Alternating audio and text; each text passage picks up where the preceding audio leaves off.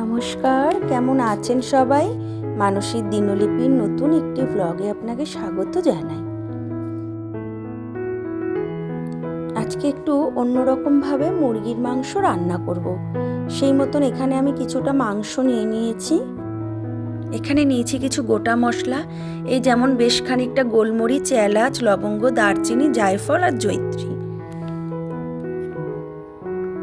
নিয়েছি পেঁয়াজের বেরেস্তা, আছে টক দই, আর নিয়েছি এখানে এই যেমন ধনেপাতা, পেঁয়াজ, আদা, রসুন আর কাঁচা লঙ্কা। এটা একটা পেস্ট করে নেব আর গোটা মশলাগুলো গুঁড়ো করে নেব।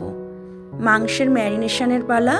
মাংসে প্রথমে দিয়ে দিলাম টক দই, ওই গুঁড়ো মশলা থেকে বেশ কিছুটা মশলা, আর ওই যে পেস্টটা করে রেখেছিলাম সেখান থেকে কিছুটা মশলা দেব। পেঁয়াজের বেরেস্তা, কিছুটা গুঁড়ো দুধ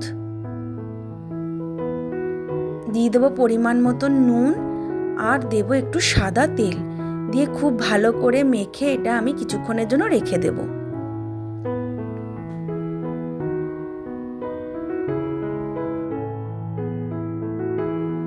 এখানে একটা প্যানে আমি কিছুটা সাদা তেল গরম করে তার মধ্যে বেশ খানিকটা চিনি দিয়ে দিলাম। চিনিটা ক্যারামেলাইজ হয়ে গেছে, তার মধ্যে আমি মাংসের টুকরোগুলো দিয়ে একটু এপিট ওপিট করে ভেজে নেব।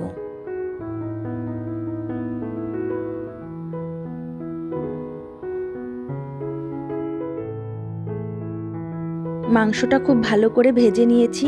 এবার ম্যারিনেশনের যে অবশিষ্ট মশলাটা ছিল সেইটা দিয়ে ভালো করে নাড়াচাড়া করে নেব। এইটার এই জলটা টানা পর্যন্ত মাংসটা রান্না করে নেব।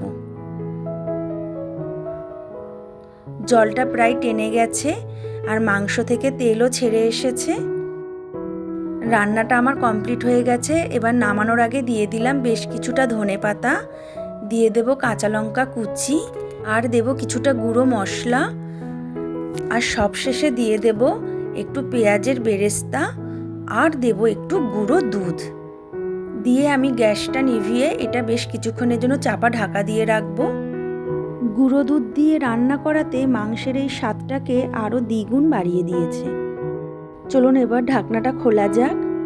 দেখুন কতটা সুন্দর লাগছে দেখতে। এই মাংসটা সাদা ভাত, পরোটা, পোলাও, ফ্রাইড রাইস সব কিছুর সঙ্গে যাবে। আপনারা অবশ্যই একবার ট্রাই করে দেখবেন, সত্যি অসাধারণ লাগে এই মাংসটা খেতে।